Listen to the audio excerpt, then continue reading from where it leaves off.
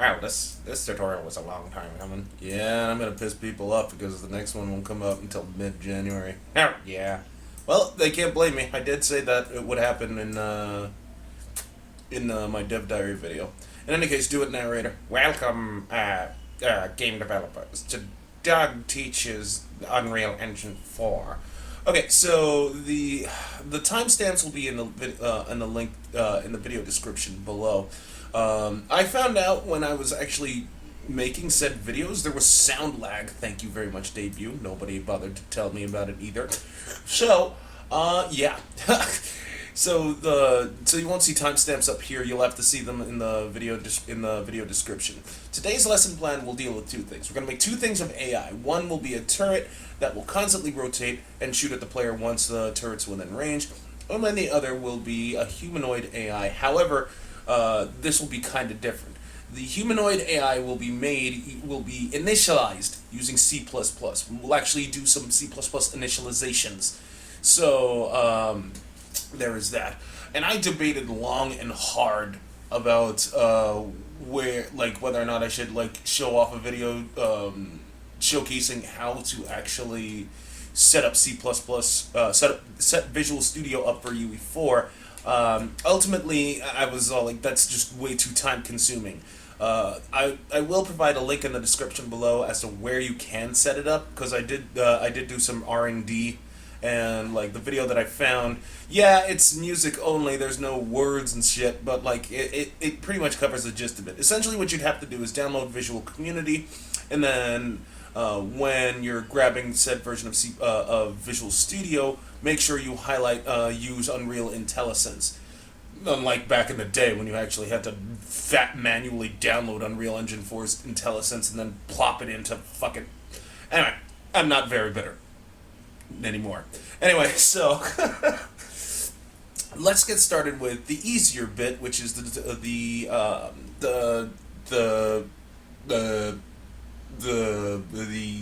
turret, because that'll be easier. So the first thing I'm going to do is I'm going to add a new folder. I'm going to call this game blueprint. I'm going to enter. I'm going to make another folder, and this one will be called AI. And this one will be a new folder. This will be turret. So now I'm going to create said turret. We're going to hard code this AI, this turret AI. We won't use the state trees. Shit. Yeah, no, we won't use the AI state tree. That we will save for the humanoid blueprint. So are we gonna do humanoid AI in this episode? No, well, I'll try, but if there's time, most likely not though, because I still have to show off how we can have a swap weapon animation. But more importantly, I might actually just forego the swap weapon animation in favor of doing a line trace from start point to its and what happens when we hit something.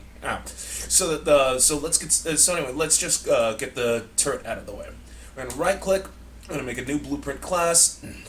This will be an actor, and then we're just going to call this one turret. So here we load the blueprint. I'm going to add two static mesh components. Static mesh, and this will be nothing but a box. So I'm just gonna type in. Oh, never mind. I can just grab the 1 meter cube, and I'm going to scale this down. And no. And then the other one will be another static mesh, and this will be a cylinder. And I have the 1 meter. And I have the no. Crappy bolter cube, fine. Alright, crappy bolter cylinder. Fuck it. Alright, because we made that crappy bolter gun cylinder. Yeah. Where are you? Ew. Oh, right, because the pivot point's fucked up. Alright, that's fine. That's not the end of the world. Well, alright, fine. Let's delete that and just add another static mesh. And this will just be a cylinder. Fuck it. Now. Shape cylinder. There we go. And this will be scaled down on the X and Y. And let's scale it down on the Z a little bit. How about there? Let's move this up. And let's rotate this 90 degrees on the X. And let's bring it out a little. Let's put it here. And now, let's do that. Alright, I'm just going to turn off the snapping tool by clicking this little button. And we can actually have a smoother thing than snaps, than snizzle snappies. And then I'll just turn it back on. Now I will call this barrel. And this will be, I'm going to hit F2 to rename it. This will be base. And just to hammer this home, base will be the parent, this will be the child. So in order to link that up, what we do is we take barrel and just drag it in, make it a child. Why does that matter? Well, because if we move one, the other moves as well. If we rotate one, the other rotates as well. So, bap, bap, bap. Let's undo that. Finally, what we will need is just a crappy little thing called a billboard. Or, we could use I could use an arrow instead. Fuck the billboard. Seriously, fuck the billboard. Can we use one or the other? It doesn't matter. Like, you can use a billboard, but, like, I'd rather just go with the arrow. And this will be pointed 90 degrees. But, like, stick with the arrow for now. And the arrow will go here. Let's turn off snizzle snappies, obviously. And just make sure it's just kind of centered. It's going to be a bit of a bitch, but, like, right there. It'll work. Turn snap back on. Make this a child of the barrel. Not base, of the barrel. That said, should I move it out a little? Nah. Well, do it a little bit. Alright. Turn snap off. Screw this out. Right there. That should do it. Turn snap back on. Okay, so we have our crappy little turret. Alright? In all of its crappiness. I mean, it looks ugly, but what we want it to do is just shoot the first person projectile. So how do we do that? In our event graph, we're going to need the variables. But most importantly, we're going to be using tick. So we don't need event begin play or begin overlap. So the first thing we're going to do is we're going to need something called delta. We're going to take the delta time because we'll need that. We're also going to need two other things. We're going to need we only need one thing, is in range. So let's make that. We're going to ask is in range. Now we want to say it's a bool. So that way, if it's so this bool will act like this. If the player character's in range, then rotate. And we'll need another thing called fire interval. That'll be a float. So let's make that. And we're just going to say fire interval. We're also going to, let's make this a float. How do we make this a float, you might be wondering. See under variable type, go to Boolean, and we're going to go to float. Floats are basically numbers that can take in decimals. There's more to it than that, because there's a limit to how many decimal points you can have with a float. There's also like doubles, longs, triples, etc. So, and that can be like how precise do you want your number to be, but we're fine with a float. We could also have current and max HP, so let's just make those as well. Cur HP, and let's just have max HP. We don't necessarily need these. We don't necessarily need max HP, but I'm putting it in just to be on the safe side. Well, not so much on the safe side. The reason why I'm doing that is because if you want to see like a health bar, because health bars go from 0 to 1, we can actually just divide the two and then multiply it by 100, so that way it has the actual exact amount and stuff like that. Anyway, next up, what we will need is delta time. So we are actually going to we're going to just call this D time. And finally, we will need interp, like rot speed. Now the first thing we want to do is set delta time. Why? Because we kind of need it for when we need to our interrupt to, and we'll get into that later. So the best thing, so we need to click and drag this out and plop that into here.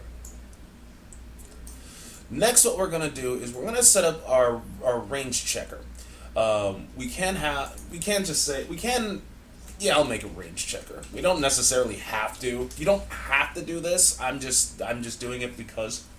So the first thing we're going to do is we're going to create a custom event.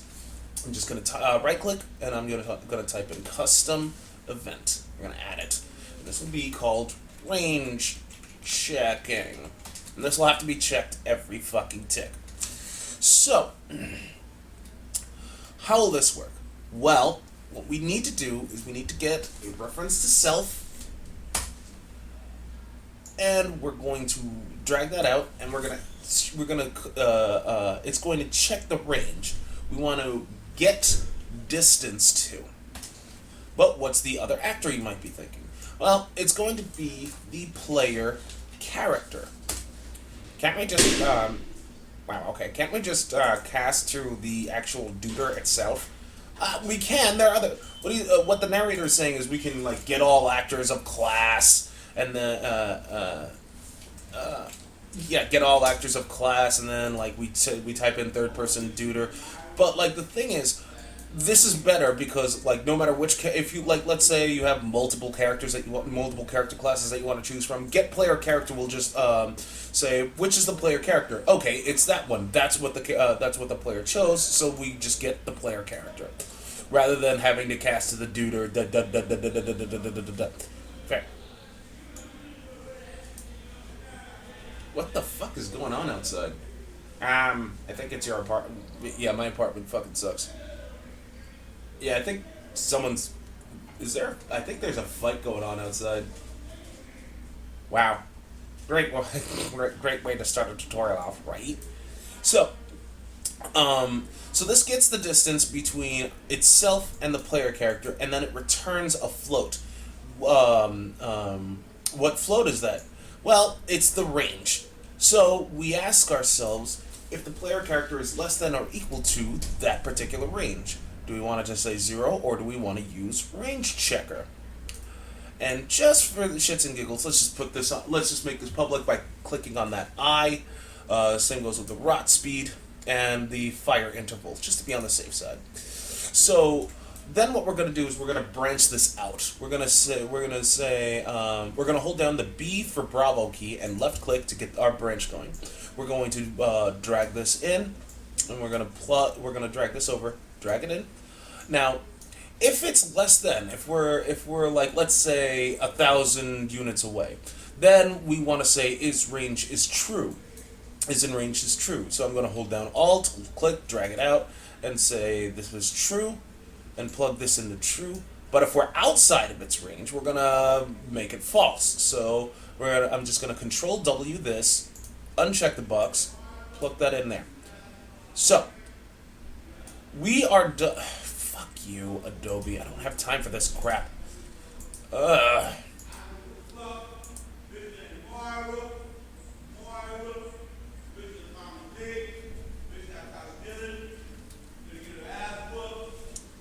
Okay. Might as well hit pause on this. Yeah, I'm gonna pause this. Okay, welcome back, everybody. What the fuck was he yelling about? A bitch named Marla? Yeah, apparently she stole something from him and he's just wiling out. My apartment complex, everybody. Lord knows I'm trying to move out. Why haven't you yet? Well, the virus. Like, nobody's, like, every apartment complex that I talked to was all like, yeah, we can't let anybody in because of the fucking virus. And here he comes. I think is he seriously making another round? Oh, for fuck's sake.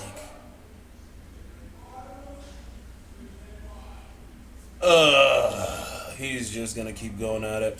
Anyway, we made our range checker. Now we have to call it. So we're gonna call it in here. Range checker. So, even though this is just checking the range, okay? We didn't actually set up the rotation yet. Here's where we actually set the rotation. So we're gonna right click and we're gonna make another custom event. and this will be rotate to player. God, that guy was loud as fuck. So we're gonna have to check if isInRange is equal to true. So we're gonna branch this out, plug it in. Now, if it's true, we want it to rotate to the player. How do we do that? Well, first, are you fucking kidding me?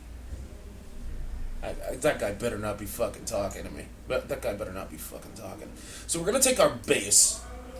Shit, are you fucking kidding me? Are you gonna pause the video? Yes, I'm gonna pause the fucking video again. It's ridiculous.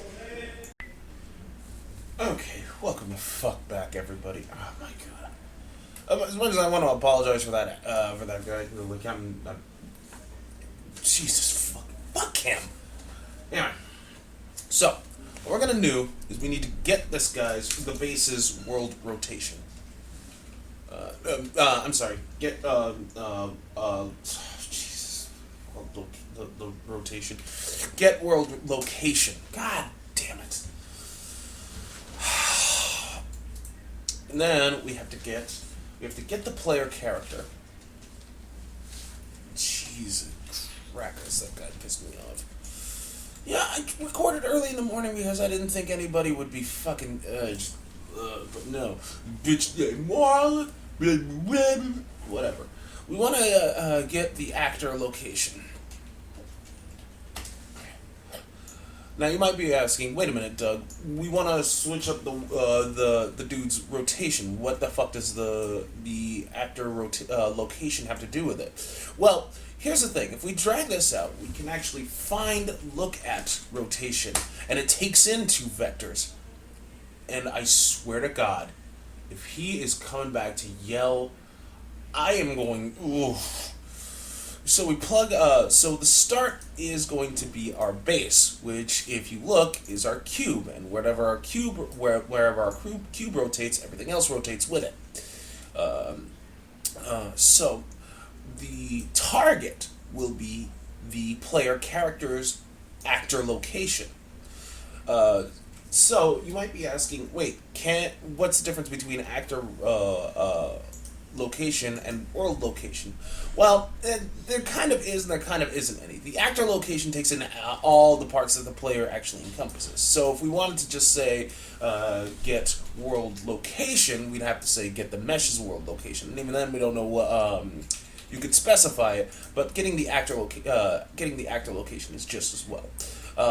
We could just say get self and get actor location, but this is fine. This will work just as fine. Now, we need to break this rotator because we don't want to fuck with the entire rotation. We want to fuck with its Z rotation only. So, to do that, we take the return value. We just say break rotator. So, now what we have to do is make a rotator. Now there are other ways we could do it. We could just split the struct pin if you wanted to, but like this is just as well.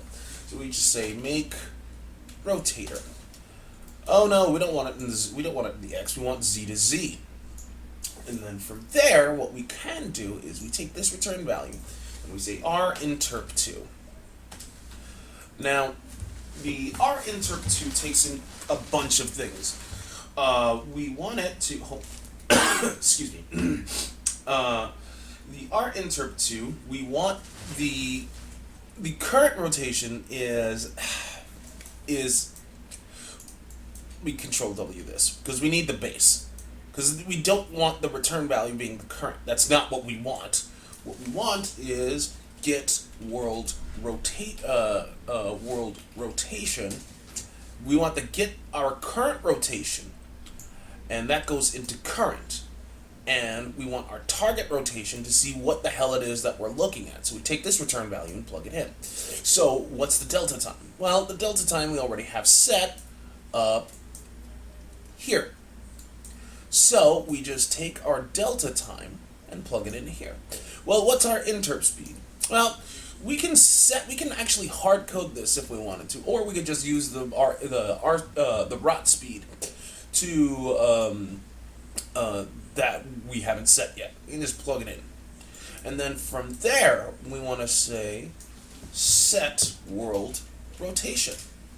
So what's our new rotation going to be? Well, we just made it. It's our return value. Bam.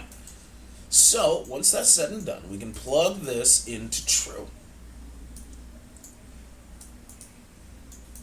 So if we compile this, right? Is it saving on compiling? Never. Okay, so we want to save this down. But if you don't want to just compile, save, click on this little drop-down menu. It says save on compile. I'm going to click on always because that is a fucking time saver and a half. So let's just bring this into here, right? Move this up, and then I'm going to hit end. Fuck you. Move this up. Sorry, because the end. When I hit end, it goes by the end of the whatchamacallit. Well, it does. Anyway, I don't have time to explain that. So I'm going to go into details. Now, the reason why we're seeing fire interval, rod speed, etc., is actually because we made these values public, meaning that we can see it in the edit. We can see it in the viewport without having to actually go back and forth between the blueprints. So under fire interval, I'll leave that blank because we haven't set the fire function up yet. With range checker, I'll just say something like 500, and rod speed I'll just put at 1. So if let me get rid of that. I will just play from here. And why are you not rotating? Why is that not rotating, I wonder? Oh, right. It is because I didn't actually fucking put this in the thing. So, yeah, you can thank that asshole, right? So, rotate to player. Let's compile. Let's play. And hey, look at that. It's rotating.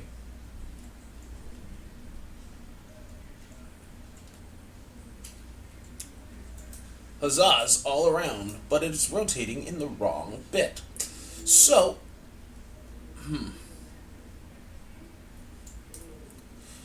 let's see why that is. Is it rotating in the wrong bit, or is it rotating in the right bit? No, it's rotating in my direction. There we go, yeah. Anyway, so now that we have our range checker and our rotation set up, we want it to fire. Oh my god, this was so fucking stupid. You're gonna pause it? I'm thinking about it because I'm getting really hungry for some breakfast. So anyway, so we get so now we have to actually say, hey, let's start firing at the player. So we're gonna create a new custom event. We're gonna say custom event. This will be turret fire, and we're going to say we're gonna ask if is in range is equal to true again. Now on true, we want it to spawn an actor. So we want it to spawn an actor. So what we're going to do is we're going to take the arrow. We're going to get its actor transform. Get world transform, excuse me. And then from there, we want to spawn an actor from class. So what are we going to spawn? I'm just going to type in first person. Oh, come on. I'm going to type in projectile then. What the hell did I call the... I'm going to find out what the hell the first-person projectile is called. I think it's just called first-person projectile. Fuck off. Come on. The hell's a first person? Oh, there you are. First person. What? Ah, for fuck's sake.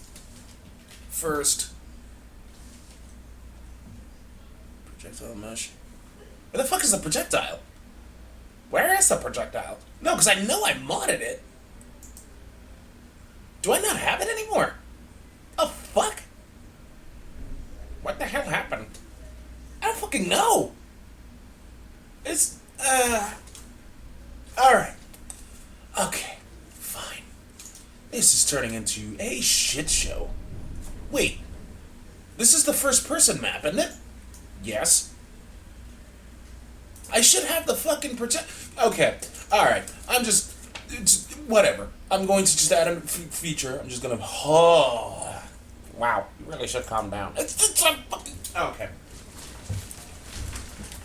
Alright.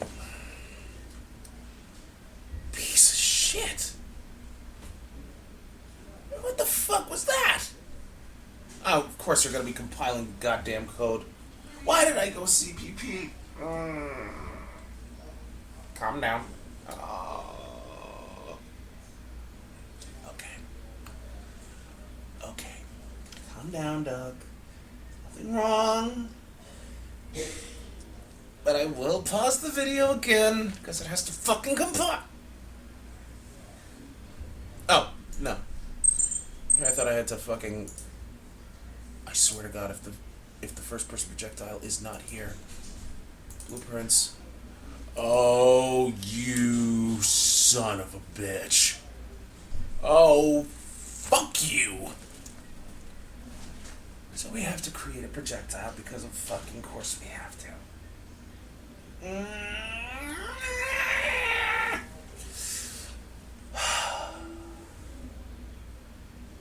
Are you gonna be okay? Alright. Here's what I will do, people. I will oh, fuck you. Okay. We need to create a projectile. There's a way we can do that. And we will do it via class initializers as well. So we're gonna be doing... Oh, that's cool. Oh, fuck you. Oh, this really just... Alright. Okay. Okay. Okay. Calm blue ocean. That said, while this guy won't fire right now, let's at least get the player character to do that.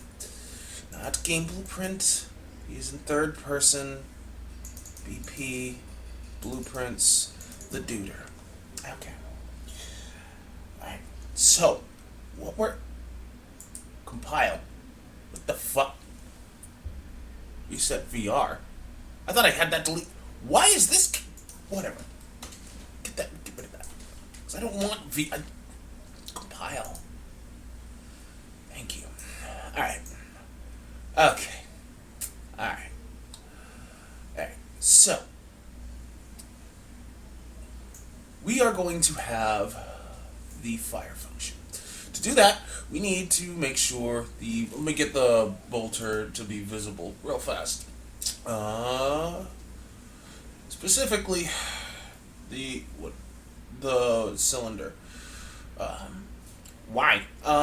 There's a reason. So, what we're gonna do is we're gonna set up. Essentially, what we're gonna do is we're gonna set up a camera mesh here.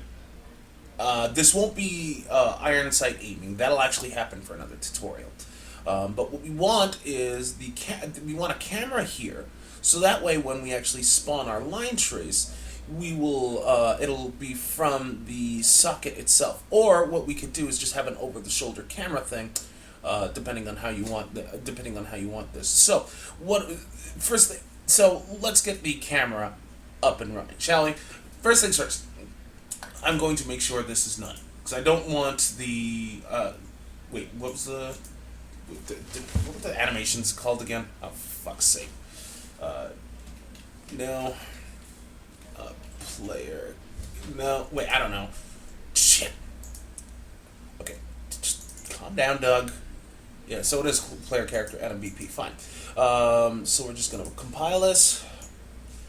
So first thing we're going to do is we're going to make sure that this thing is visible, because we want it... Oh.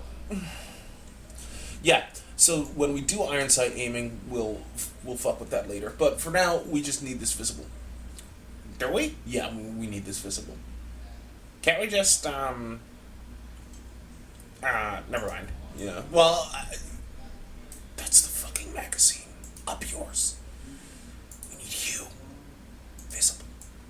Thank you. What were you saying? I was just gonna ask if we could just, I don't know, have like a fire socket thing or whatever. No. Well, I see what you're saying. I see what you're saying. There's gonna be. It's best. It's better this way. Trust me. Anyway, so we need to get a camera component. So camera.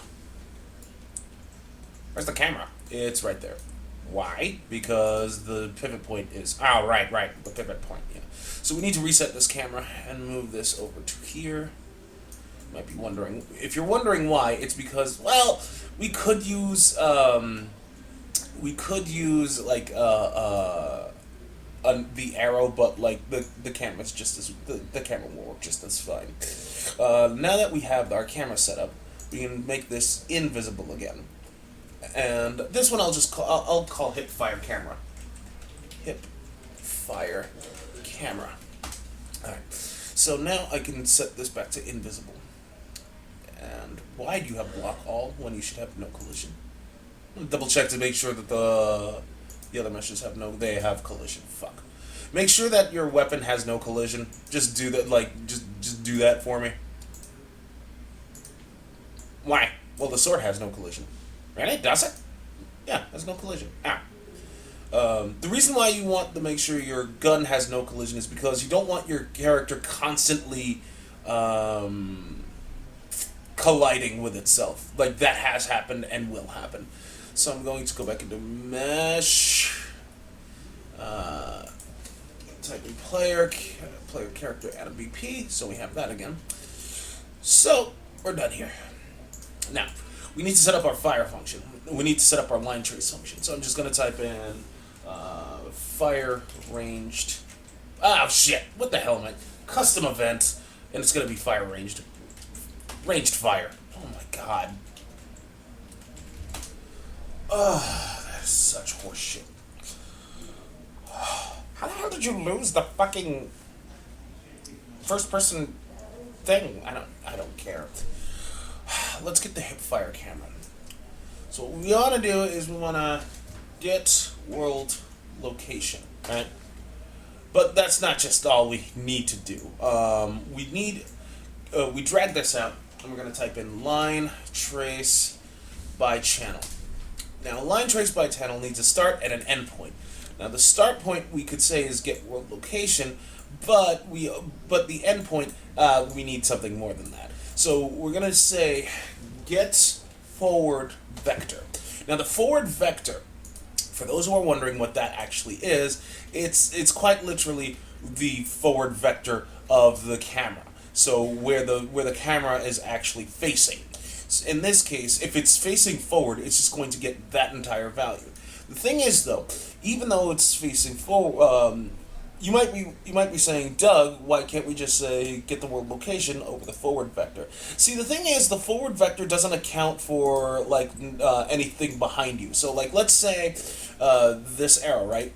This arrow is taking the forward vector. It's still taking in an X, Y, and Z, but it's only it's only looking forward. Nothing behind you. That's the main difference between that and the world location is.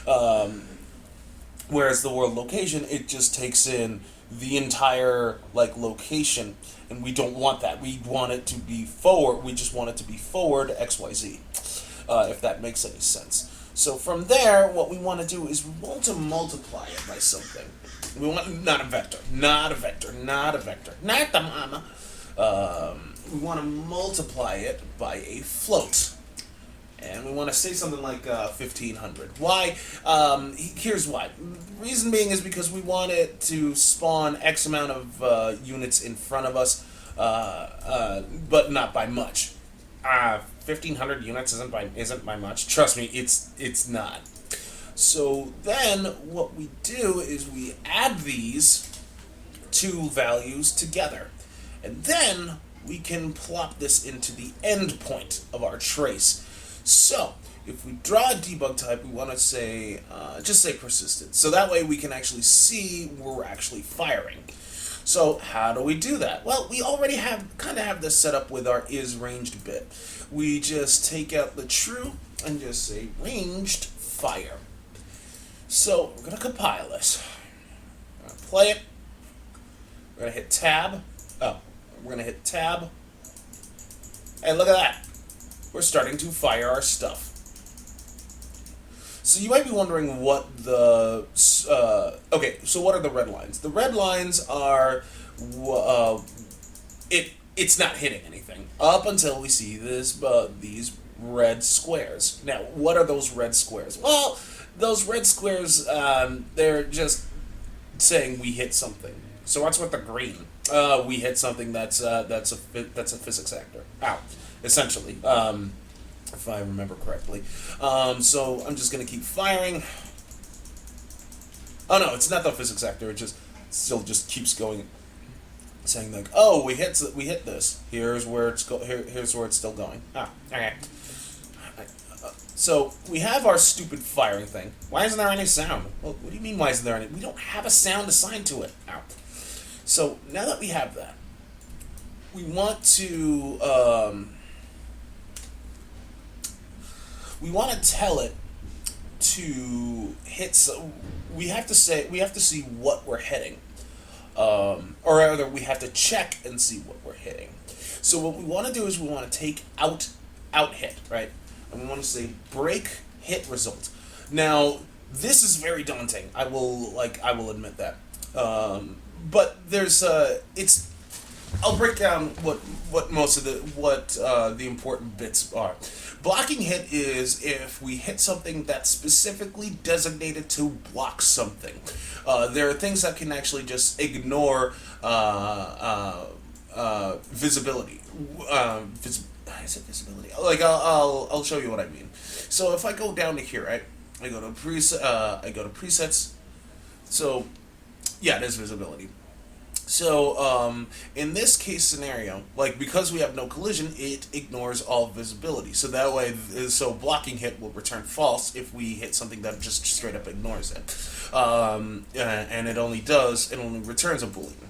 However, initial overlap is kind of like the same thing. Are we overlapping something? The time and distance, you can use it if you want.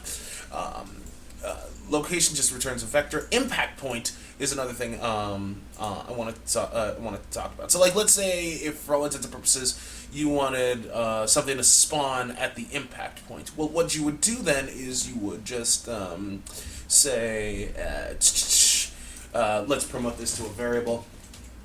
Promote to a variable, and what you would do, and I just say I point or something like that. And you would say, oh, spawn something on the impact point. Would you basically do that? I'll keep it around. You don't necessarily need to. Impact normal. That's for math purposes. It takes the start end. It takes the start end as well as the impact point, and basically says, okay, what's the normal average or something like that. Hit actor. Hit actor is what we want to ask if we, let's say, cast to turret. Did we hit this a specific actor named turret? And if so, what do you want to do with it? So there's that.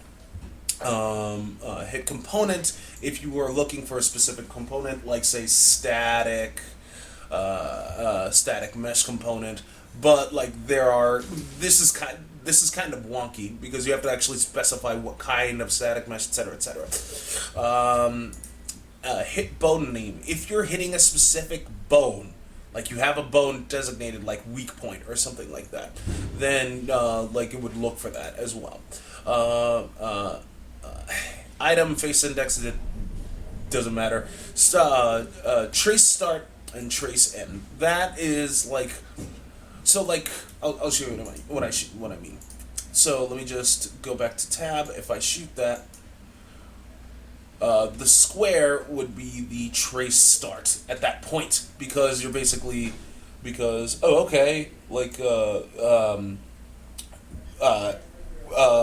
the trace end would be like the square. What if we hit something? Do you want something else to happen essentially? And then or if it or if the trace ends itself. For instance, like let's say nothing is hit for like 5 seconds, right? So it would just say like, oh, what do you want to do here? But like yeah, that's a very terrible explanation of the breaking the hit result. So what do we want to do when we hit the turret? Well, for all intents and purposes, seeing as how we don't have, while there is a current and max HP, I didn't set up the damage table for it or a damage function for it. So let's just say destroy actor for all intents and purposes. So let's compile. Let's play. Let's do that. Let's do that. And oh, for fuck's sake, I gotta scale this thing up. So let's do that. Now let's bring this up. So there we go. We destroyed it. Why? Because our crappy bolter asks if we hit the turret, and since we hit the turret, we just destroyed the actor, and that's all there is to it. Now, if you wanted to actually, like, say, okay, so let's say you want an explosion, right? So you say spawn emitter at location right before we destroy the actor. So what do we want to explode? Let's just have a stupid P explosion, and rather than taking impact point and plugging it into location, we already have that with I point. So I'm going to plug that into there. So I'm going to compile, I'm going to hit play, and I'm going to hit tab. There we go. Wow, you can't shoot for shit. What the fuck do you want from me? We're not even iron sight aiming. So, that is impact. That is the ranged fire in a nutshell. That is how you do line traces in a nutshell. Line traces are great because it doesn't have anything to render unless you yourself want it to render. So bear that in mind. There's a huge difference between firing a line trace and actually firing a 3D projectile. Because keep in mind that projectile has to be constantly rendered and has to constantly calculate the updated lighting, etc., etc., etc., etc., etc., etc. So it's line traces are great if you just want to use hit scan weapons and want your game running smoothly. However, the industry as a whole is leaning more and more towards using 3D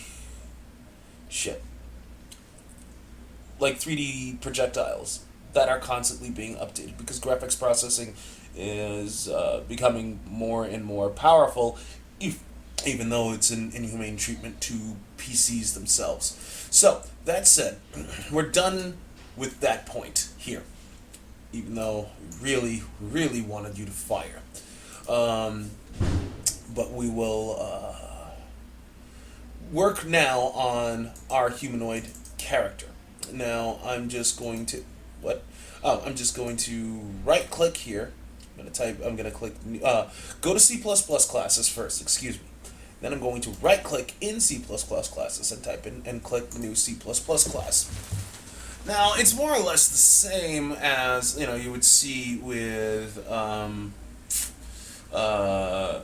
Blueprint, except you can actually show all the damn classes.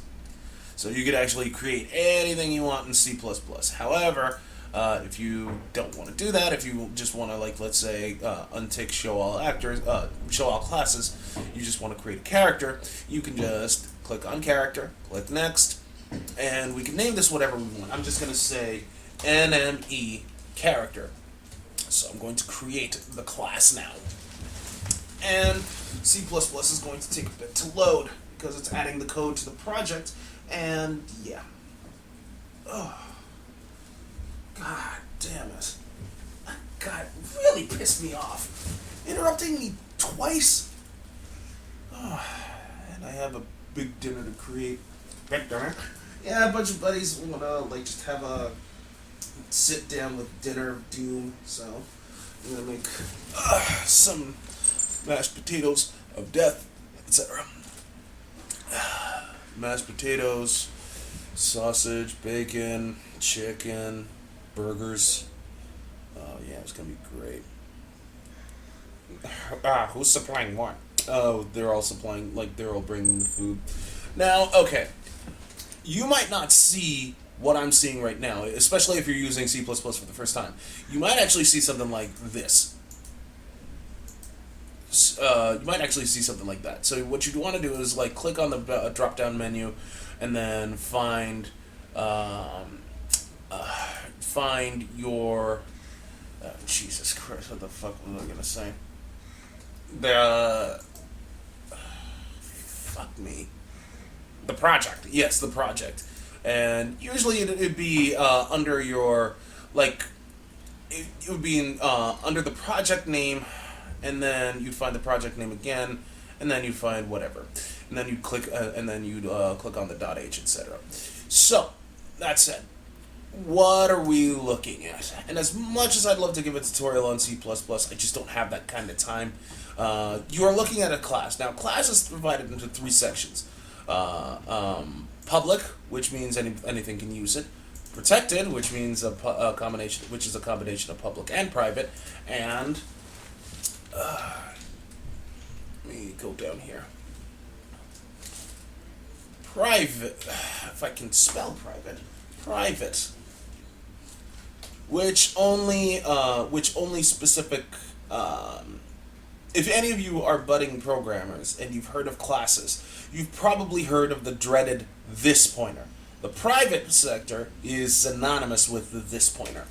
So, for our purposes, we are going to use public. In fact, we're going to be using public for the entirety of this project, especially when we rebuild our character, our duder. When we rebuild our duder in C++. Oh, serious? Yeah, we're actually gonna rebuild this dude in the duder in C++. That won't be for a while. So, anyway. Now, public can be accessed by anybody. That is just a thing. I won't get into virtual void or any of that, or super functions, because that is way too much time for me to explain to you. And public is the easiest. Okay, I'll give you this much of a concept. Public is the easiest. Now, because anything can access them. Now you might be thinking, wait a minute, I need to be secure, so I should use private or protected. Security is nice, okay? That's called like we're talking DRM. The problem with DRM, especially for single-player only games, is that DRM is useless. I thought DRM is security focused. Extra Credits Crew said it best. The Extra Credit Crew said it best. You're lucky if your DRM was still, if your game hasn't been broken into, by 2 weeks after the game is launched. So why have DRM? Well, I mean, like, if you're gonna need it for to try to combat with cheaters, like, you know, fall bitches, Counter-Strike, Global Orifices, Call of Duty. They're synonymous with cheaters, and they're trying their best to actually kick them out. The problem is, it's just because DRM is kind of pointless. No matter how good you are, there's always going to be someone better than you. A buddy of mine, I'm not going to out that person, actually had a bootleg World of Warcraft account because that person didn't want to pay Blizzard any more subscription money. And to be all honest, you know, World of Warcraft, it's fucking shit. Fuck World of Warcraft. Another person, this was during my Arizona days when I was finishing up for my master's degree, showed me how to actually get a bootleg Steam account and actually pirate a ton of games on Steam. I don't remember the process. I've never done it.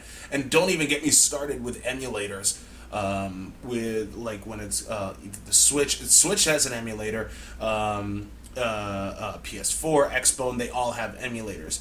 DRM, even if you have always online DRM, that doesn't guarantee your safety. Okay, because people have pirated The Sims, SimCity, which had always online DRM, later taken out, and people were playing online regardless on a hacked copy of that game, because that's just a thing. DRM is kind of pointless, but like, it's you don't want like if you're playing online games, you don't want like the experience ruined by cheaters. However, again, DRM is like there are gonna be people that break it.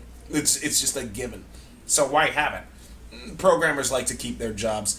So anyway, there's more to it than that, but I don't like programmers that much, considering how most programmers are just, because then we have to get into the subject of style guides, and and don't even get me started with spaces versus tabs. Wait, what's spaces versus tabs? In the coding community, there's this weird war over spaces versus tabs. Apparently spaces take up more memory than tabs do, which is weird, but whatever. And like the war is like real. It has been responsible for all types of death and misery. Not really. It's just been a shouting match because programmers are, programmers. They're usually fat. The programmers are usually fat, balding, petty losers. Anyway, let's get this out of the way. So, we need a couple things. We need a couple variables. We need a float, and this will be cur HP. Nope. And we need a semicolon, and we need another float max HP, and we'll have a third float for melee damage. Wow, I cannot spell. Come on. Melee damage. Come on. But I want to access these variables in Blueprint. Not just, I don't want to go back and forth between code. If I wanted to, especially if I have different enemy types that borrow from this class. So, we can actually do that by saying something, by using a precedent called uProperty. Now, uProperty is a keyword that tells the compiler, hey, this is going to be used in Blueprint. How do we do that? Well, you might have, you can use something called, you can actually just literally type out Blueprint read write, and my thing is lagging. Okay, fair enough. That's because it's still building certain processes in the background. So Blueprint read write will allow us to actually have access and will let us fuck with this variable. However, it won't do it for this or this. We actually have to copy and paste this. Come on. Thank you. Now, we need another uProperty. This one will be, for this one, let's say we need a static mesh. Let's say uProperty. One thing you might have also noticed, so I'll show this off too, but let's just say, oh shit, fuck did I, default only. Okay, so edit default only. So, and we can just give this a category. I'll give it a category. Wow, I can't spell category anymore. Thank you. And I'll put this in double quotes. I'll just say, I don't know, Biddles. Okay, Voov. Okay, so what did you just type? Okay, here's the thing. Edit defaults only allow you to edit the defaults. If you don't have this specifier, you can't actually edit the defaults for a static mesh.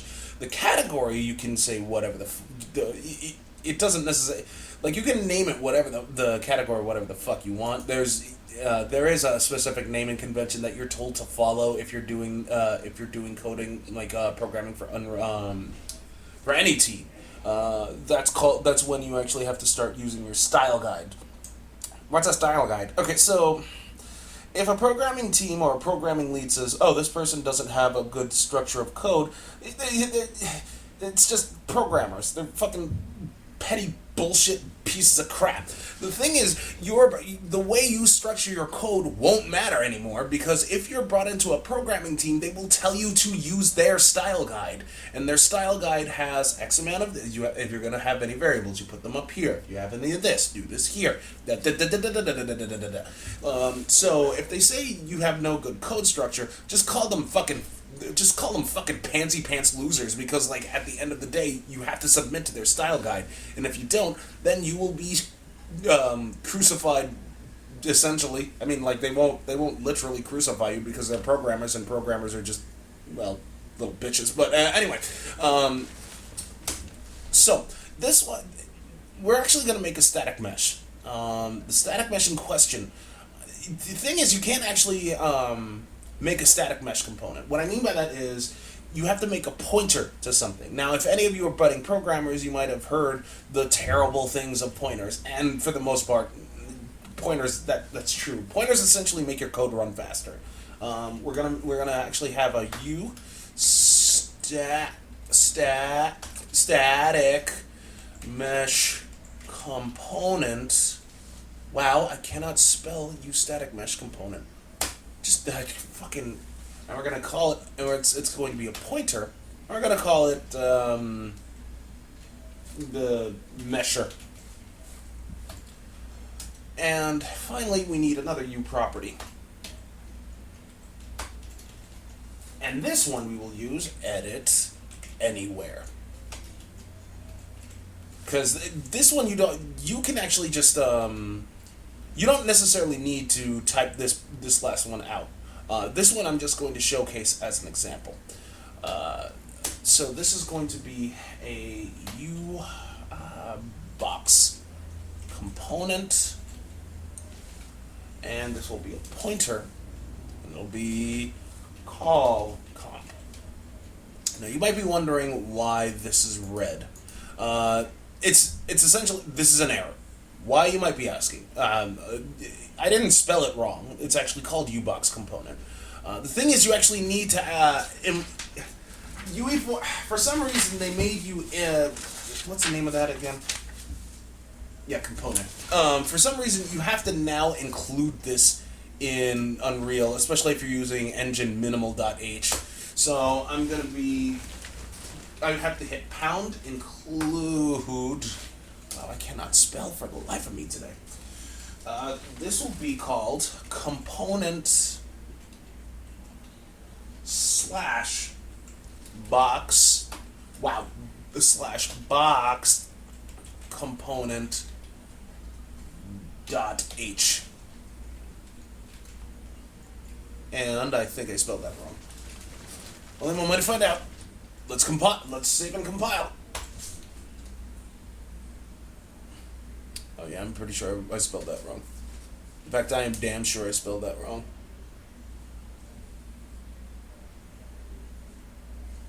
Is it case sensitive? Yep, and I spelled it wrong. Error. Unknown variable, edit default. Oh, did I... Wait, is it default or defaults? I think it's default?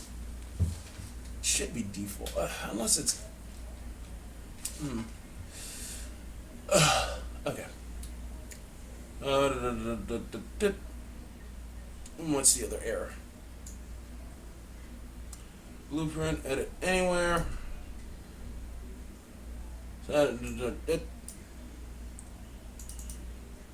Okay.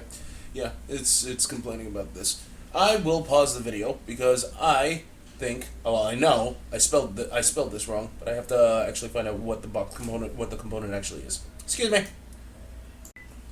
Welcome back, everybody. Okay, so like I said, I misspelled it. It was components box component, not component box component. And like edit default, it's not edit default only. It's edit defaults only. I misspelled it because I didn't add the S. So that's on me. That said, we have to set up a damage system thing as well. So for this one, and we want to call it in Blueprint as well. The thing is, we can't say it's a U property because it's a function. We have to actually say UFunction. And It has to be completely capitalized. UFunction. This one will be blueprint callable. Alright then. So, a function has three things: a return type, a function name, and any parameters that might be in the middle. So the thing is with functions, there are no limits to how many. Actually, you know what? I'm going to enter that. To how many parameters you can have. So in this case scenario, where this function is going to be void because we don't want it returning anything, we're going to call this damager. And it will take in one float x. So we basically tell this thing that this function exists. Now, if I want it to be a dick, I could basically make this function in here, but that's not going to happen. Usually, you want to make it in here. Now, the beautiful thing with Visual Studios is the beautiful shortcut helper thingamajig. So we can create a definition in enemy CPP. So I'm just going to do that. So now we have the float and now I don't want to say what a enemy is because that'll just take too long. But like in this case scenario, when we're actually defining said function in a CPP file, we need the return type, we need the class name, we need the two colons, and we need the function name, and then any parameters that it might take. In this case, we're just again taking float x. So the last thing, and I forgot to add this too in the variables section. The other thing we're going to do is we're going to take this guy, we want this dude to have damage resistance. So I'm going to say uProperty, and this will be again blueprint read write. Why don't you just make this all in Float damage resistance. What? Why don't you just make this all in C++? Why don't we make this all in C++? No one's going to tell. Oh wow, flowed. Good job, Doug. No one's going to tell you to do that. They don't. They say everybody says use a combination of C++ and Blueprint. You don't want to use all one or all the other. You want to use a combination of both. Why? The thing is, if you use all Blueprint, Blueprint is 10 times slower than working in code. Whereas, but in code, it can be really fucking time consuming just to change the material around if someone's getting hurt. If you want the health bar to, for instance, let's say you want to change this dude's material when it's something stupid like changing this dude's material when he comes across an item or something, right? So it would be a waste of time to just go in here and actually type that shit out. Basically do that in Blueprint. Oh, okay. Yeah, exactly. So anyway, what we're gonna do now is we're gonna go into enemy CPP and we're gonna do some initialization. First things first. We're gonna be here. This is a TLDR. This is a constructor. We have to initialize basically what we made. So we're gonna just say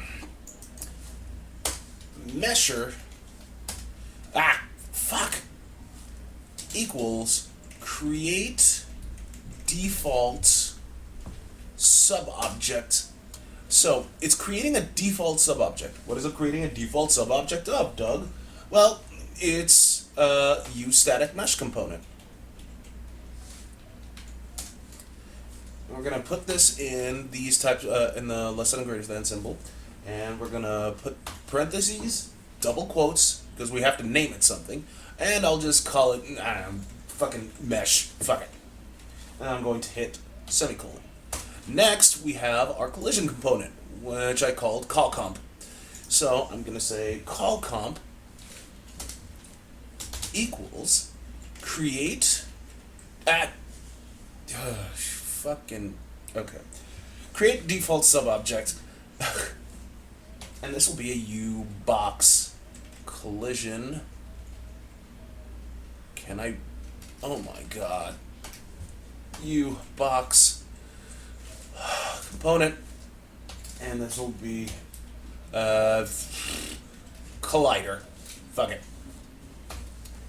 Next up, we have to do the variables. Current HP and max HP can be both at 100. Cur HP equals 100.f. Max HP equals 100.f.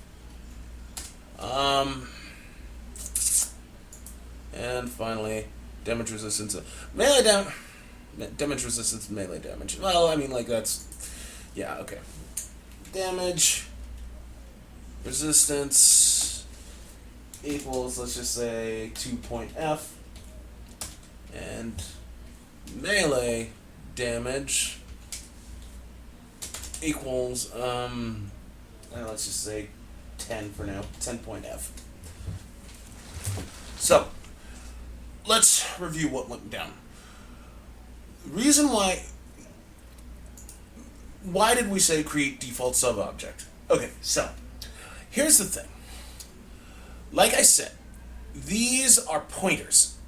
These aren't static mesh component. Like, mesher isn't a static mesh component per se. It's pointing to a static mesh component. And here we say, hey, we need to create this static mesh. Okay, what's this mesh going to be called? I thought this was called in like the engine itself. Just call it mesh. Same goes with the collision component. It was pointing to a box component. So we have to say create default subobject. What are we creating a default subobject of? Box component. Because collision component is actually pointing to box component. We're going to call it collider. Now you can't say something like, oh, let's create a uStatic mesh for a pointer that's pointing to a box component. That's not how it works. If you're pointing to something, if I'm pointing at a box component, then I'm going to create that default subobject and I have to make sure it's that box component. For instance, you can't point at a square. You can't point at a square and say it's a circle. It's not. It's a square. So you're pointing to that square and saying that's a square. So that's essentially what we're doing here. Current, like I set the current and max HP, but we can actually screw with this at any time we want in Blueprint because we gave them the Blueprint rewrite thing. Same goes with melee damage. Okay, so now that that's said and done, we have to actually have damager done. So, how do we do that? Well, it's simple. We're going to say cur HP equals cur HP minus X minus damage damage resistance. Now, the thing is, while this looks good on paper, it's actually not. Because the thing is, if we have current HP, let's say you're doing 10 things of damage, right? So, current HP minus this is 10, is negative, is 10, right? But damage resistance will actually add to that. So instead, you're going to be taking 12 points of damage, essentially. So what we can do instead is this. Why are you putting them in parentheses? Because this is an order of operations. So, like, let's say I do 10 things of damage, right? This will be executed first. So 10 minus 2 is 8. 8 minus the current HP is what we're going to have in ours as our final HP thing. So, we want this to go first, and then we want it to be subtracted from the current HP. So that's said and done. We can save all of this, build it. And it'll take a bit. Come on. Come on. Okay then. See, whenever you hear that sound, that means everything built successfully. And here I am, like, scanning to see if something failed. So, we're done here. We are done with, because like I said, this is nothing more than initialization. We will do behavior and shit like that, like what happens when the, actually let me just do the if statement now. If,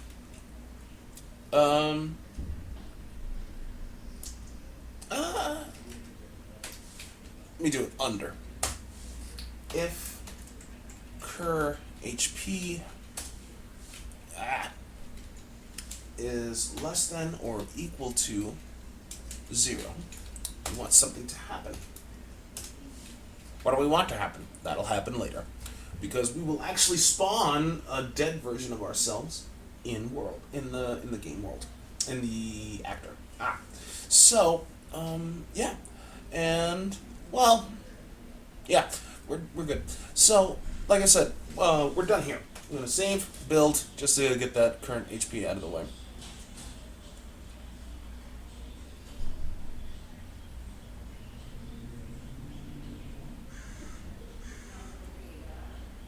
There we go.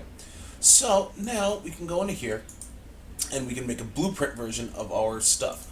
How do we do that, you might be wondering? Well, we go down to C++ classes, right? Go to tutorial stuffs, there's the enemy. If we right click on this bad boy, we can actually make a blueprint, create a blueprint based on enemy. So I'll click that. It's gonna ask where you want this son of a bitch. I'm going to go into game blueprint, AI. I'll put it in AI for now, and then like make a folder later. So let's create the class, and here we have it. So, here's the box, right? Ooh, we can move it! Yay! Huzzahs all around. I thought I made that edit anywhere. Didn't I? Huh, I did. Huh, well, whatever. Anyway, so now that we have this said and done, we can actually like we have our mesher, and we can actually make this into whatever the fuck we want. Say, so what do we want to make our particular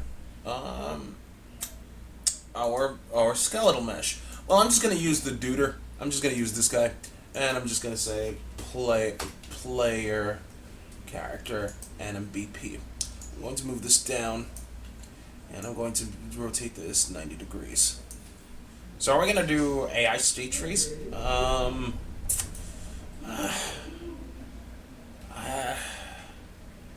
For now, shit. Let's make a new folder.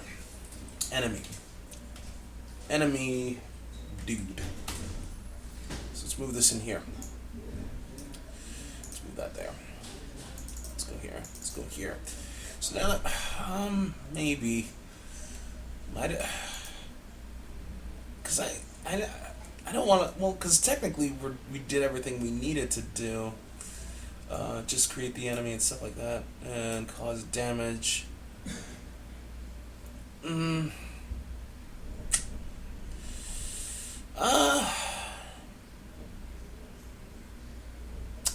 Let's just do this at the, all right. I'll get them started with the AI stuffs, because like I know this video is not running really long, but then again, Yeah, you're gonna be gone for. There will be another video for like at least close to 2 months, right? yeah. Okay, so let's do this. We're gonna make a quick and dirty state tree. To do that, we need to right click, and we're gonna need to go into blueprint classes real fast. We need to actually hit all classes, and we need something called detour crowd AI controller. Now, you can just use AI controller, but we need the detour crowd AI controller, so that way they actually work as a team and not bump into each other to the point where one flies off the stage.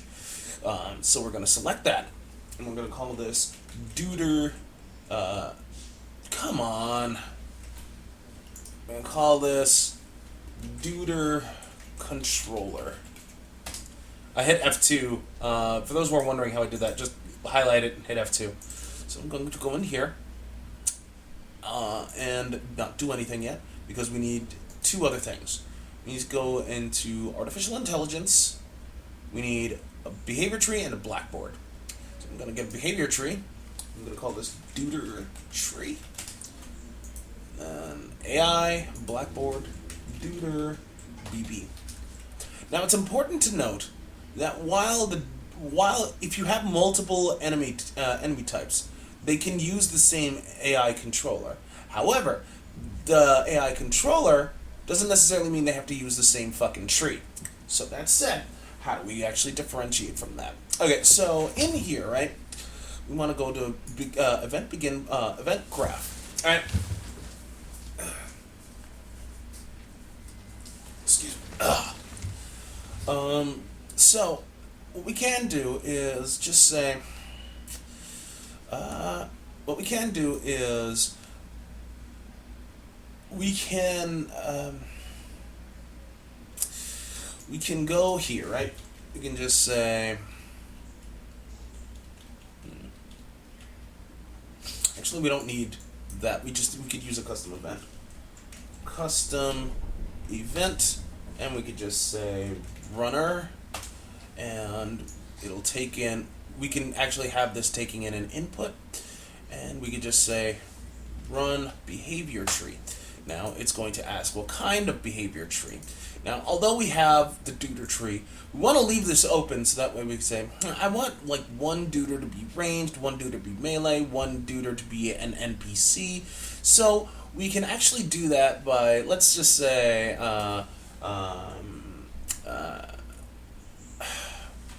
in here, we can actually click on the plus for the runner input, right? And we could just say behave your tree, and we can just make that an object reference. And I'll just say I'll call this input BT, the parameter BT. So we can just take this and plug this into here. So that way we can have whatever AI thing we want. And then what we can do is we can, if we wanted to, we could set the player as a target. But like, let's say if you want to do stealthy stuff, no, we can just do pawn sensing in here in the enemy itself. So on event begin play, we want to get AI controller, and in the class defaults we have to specify that to use the duder controller. Come on, duder controller. And what we can do is we can cast to duder controller, plug this in, and then we can just say what the fuck did I runner, and for BT we can just duder tree here. Doug, can we actually like say fuck it and make a different thing? Yeah, if we want. So like, let's say for all intents and purposes, let's just say none, right? And we could just promote this to a variable and say tree to run, and we make this public. We can compile this and actually have it being whatever the hell we want it to be. Could not find function called runner. That's mainly because I did not compile you. So let's recompile this. And wait, what? New parameter no longer exists, and no. Okay, let's get rid of that then. And then BT, under BT we can get it and then plug that in, compile, and boom. So if we decide to add this guy and we go into its detail panel, we can literally set whichever behavior tree we want it. So right now we're going to be stuck with the duder tree because that's the only tree we have so far. Next, what we want to do is we want to go into the dude BB, because the dude blackboard. Now, there are several keys that we can have. Like what happens if the dude is half dead? Do we want the dude to run away? Do we want the dude to like reload? So right now what we're gonna do, this dude, once he sees us, he's just gonna chase us. That's all there is to it. So I'm just gonna have I'm gonna click on keys and I'm gonna call it vector, right? And I'm just gonna say this is the player location, so I'm gonna say p lock. And that's all I need for this particular blackboard. Oh, really? Yeah, because like there's All he's going to do is just run to us. That is it. That is literally it. So I'm going to go into our behavior tree. And I'm going to click on this drop down. Oh, good. Dude BB is already set. So it's going to be looking for a Blackboard asset. So if you don't have it, just like click this little drop down and then click on the Blackboard that you created. In this case, it's Dude BB. So now what we want to do is actually set it up so that way when the duder sees us, he just runs to us and that's it. So to do that, first I'm going to say, yeah, he's rotated 90 degrees. So to do that, I'm just going to go to Add Component. I'm going to type in pawn, and we're going to get pawn sensing. I'm going to go back into the viewport because it's really important. So pawn sensing, I'll make the peripheral view angle 45, and I'll show you why. If we compile this, and I highlight this, now that we can see our pawn sensing, it's basically say, this is our side radius. If we wanted to, we can make this as big or as little as we wanted to. So, like, let's say the side radius, instead of 5,000, let's make it 1,500. So that's how far he can see ahead of him, and whatever's inside, etc., etc. There are other things that you can do, like enable like hearing and all that crap. You can do that in here too, because there is a pawn sensing component in here. In fact, it's recommended that you do that in the AI controller. We'll touch up upon that later, especially when we're doing refinements. But as it stands, we're fine with what we have. So, like, let's just highlight this thing, and on CPawn, we're just gonna click on that little plus, and if we go to the event graph, it goes automatically to us. So we're going to drag pawn out, and I'm gonna say is equal to, and we're gonna drag this out and say get player character, and I'm going to uncapitalize that. So I'm gonna branch, plug this in, and plug this into you. Now we have to say we want to access our Blackboard and say, oh, okay, here's this vector. Let's set the player's location. So how do we do that, you might be wondering? Well, if we right click and we say get Blackboard,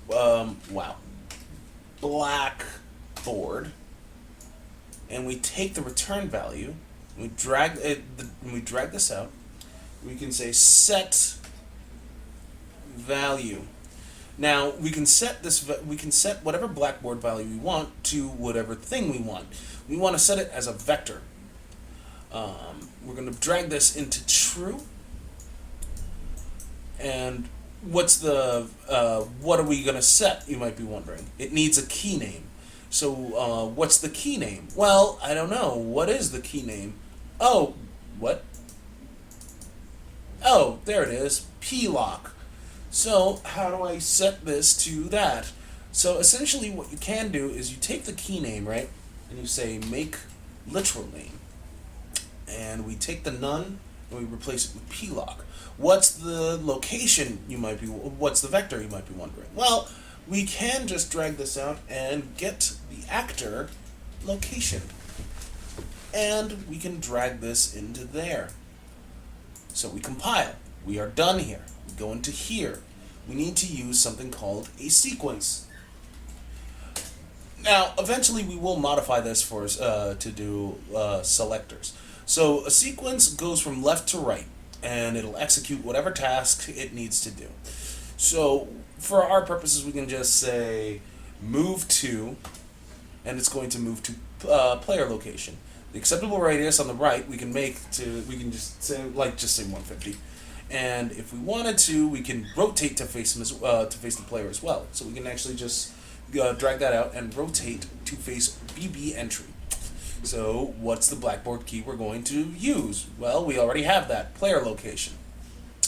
So these are two preset stuff. We will, however, do new BTT, we'll actually create new blueprint tasks, etc., but that'll happen another time. So we're done here. We're done with this, we're done with that. We can save these down, close them, close them, close them, close them, close them.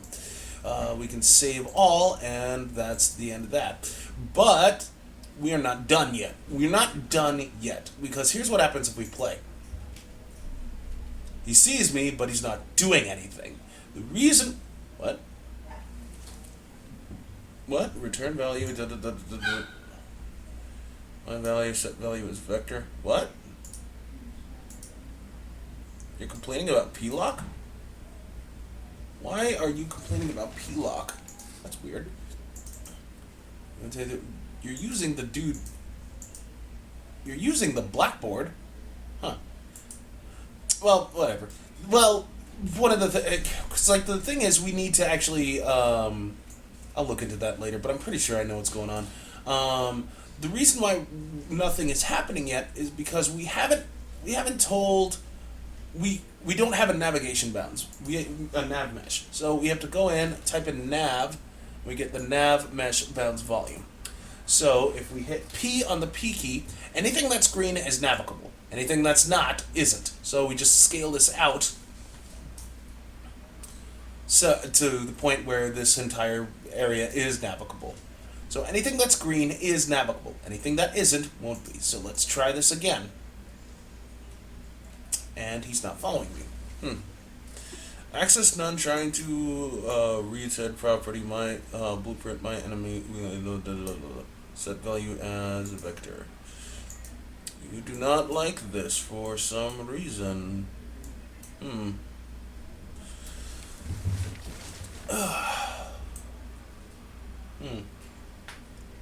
That's weird. Is something wrong? It's not, it doesn't like, it's saying that this isn't right. Really? Well, let me try get world location then. For world location. For, let's just say the mesh, fuck it. Plug this in. And it's looking for a key name, make literal name plock. And plock is spelled correctly.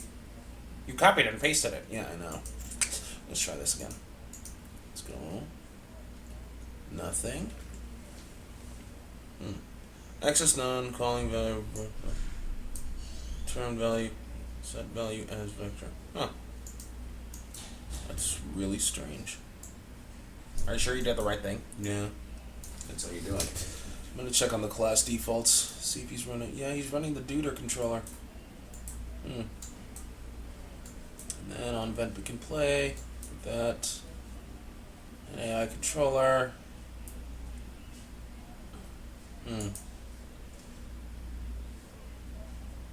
Let's go to dude controller real fast. I'm gonna try something. What's that? Let's just run the behavior tree. Behavior tree directly. And it'll be. Let me just try the duder tree real fast. You think that's it? No, it can't be it. Oh, it is it. That's weird.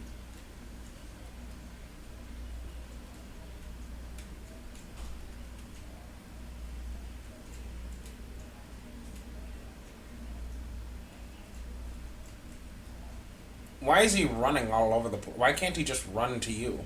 Well, nah, it's just moving to the location. So? So, like, it just does that. Like, that's the problem with the subroutines. We have to create new blueprint tasks anyway. So it doesn't like you.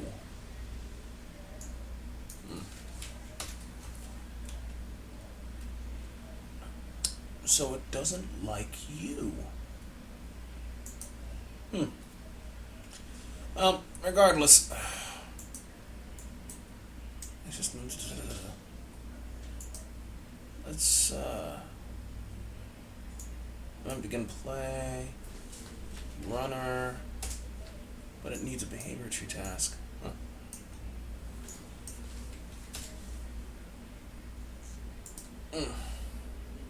Let's try playing again. Yeah, it's not. Yeah, it is a behavior tree task. Huh. Let me pause the video for like 2 seconds. I'll find out what the fuck is going on with that. Be right back. You figured it out? Yeah. No, I did. I was gonna. Oh my god. Sorry, it's loading Unreal. I was like, I was gonna go out for a smoke and then it just hit me. Because I'm a fucking idiot. Take this. Get a reference to self. That should be golden. Let's try this now. Where's the recent levels? I guess first person example map. Now let's try playing. So, there we go. Oh, really? It was just that? Yeah, it's because I'm a fucking idiot. And forgot to actually get a reference to self, but that's my own dumbass problem. So, I don't like Move 2. Can we actually make a new blueprint task? Come on. This is the last. This is it. This is the absolute last time I'm going to do something like that. Don't restore. Okay, so how do we do this? Well,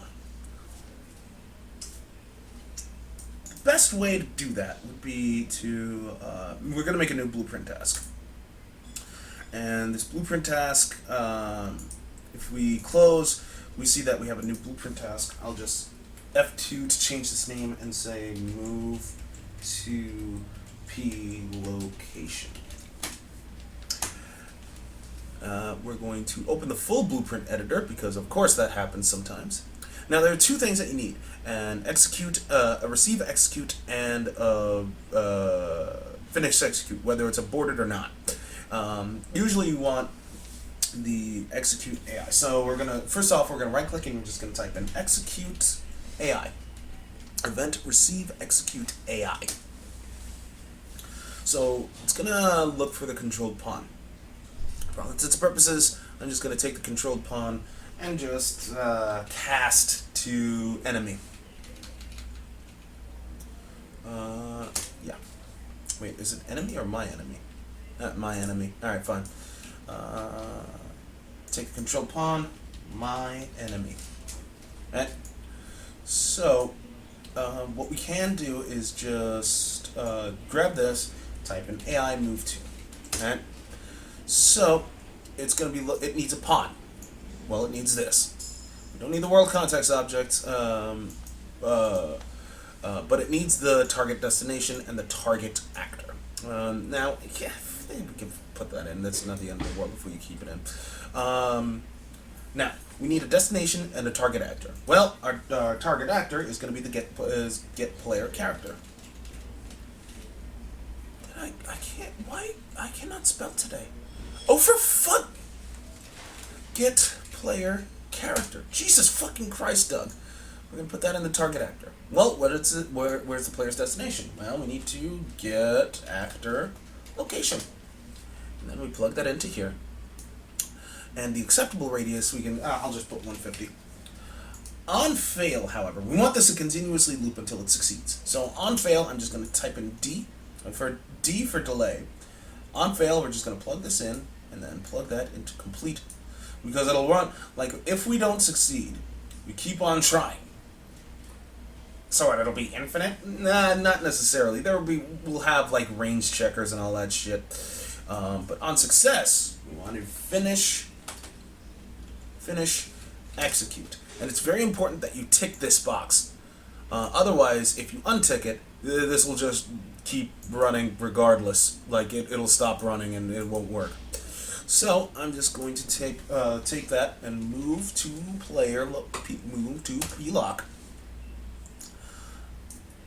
So if we try this now, alright? Oh, look at that. He just comes at us right off the bat. Wow. So this guy is chasing us. Why does he stop? Oh, because he got his acceptable radius. He's 150 units away from us. Why does he rotate like that? We don't. If we wanted to, we could just create another blueprint, another BTT, and just tell it to rotate based on the player's location. So we can do that. I'll just say face player if you want, and in here we could just execute AI, and we could just say like I think it's like focus, set focus actor. I think it's that. There's player character, I think. And just finish, execute, tick the box, and then face player. And then we do that. Oh, nice. Yeah, he's actually focusing. Yeah. There you go. Nice. Alright, so there is all that. That was a nice tutorial, even though it had marred with interruptions plus my own fucking stupidity. That said, Jesus, that was fucking.